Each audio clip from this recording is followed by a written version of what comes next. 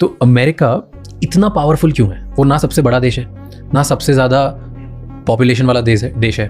पहले एक टाइम पर जब वो पावर में आया, उस टाइम पे सबसे ज़्यादा दुनिया में इन्फ्लुएंस और जो लोगों पे दबदबा था वो भी उसका नहीं था, तो कुछ नहीं था उसके बाद भी, लेकिन उसके बाद भी आज पूरा देश, पूरा दुनिया उसको सुनता है। हमारा देश भी, हर हमारे ऊपर परमाणु बम मारने आया तो फिर भी दोस्त बनते हैं हम लोग।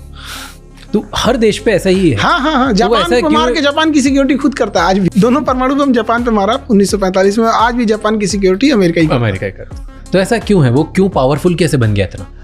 अमेरिका के साथ क्या है ना, एक कहावत कहा जाता है, ज्योग्राफी क्रिएट्स इकोनॉमी। आपकी ज्योग्राफी कैसी है वहाँ हो जाएगा। जैसे झारखंड की ज्योग्राफी, ऑटोमेटिक खनिज निकल रहा है वहाँ से, ऑटोमेटिक।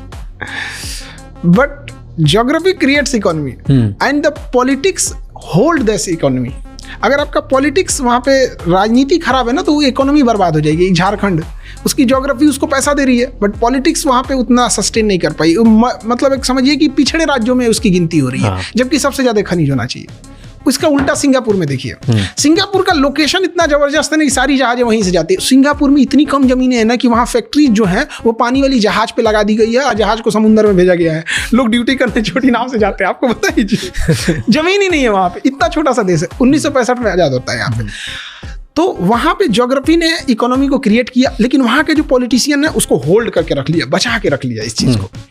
ये चीज़ें अमेरिका के साथ भी होती है। उसके एक तो उसकी जनसंख्या बहुत कम है, 34-35 करोड़ लोग हैं, इंडिया से 3 गुना बड़ा है। आप बस यही चीज़ इंडिया में सोच के देखिए। आज अगर इंडिया में इतनी ही सब कुछ रहता, कोई चीज़ चेंज नहीं होती, बट हमारी आबादी 35 करोड़ रहती, तो क्या इतनी समस्या होती?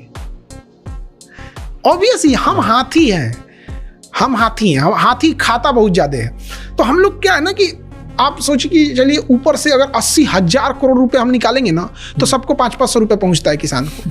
80,000 करोड़ निकला है, तो ये उसका एक तो एरिया बड़ा है, ठीक है, पॉपुलेशन बहुत कम है, और मिनरल रिच है, उसके किसी न किसी एरिया में कुछ होता है।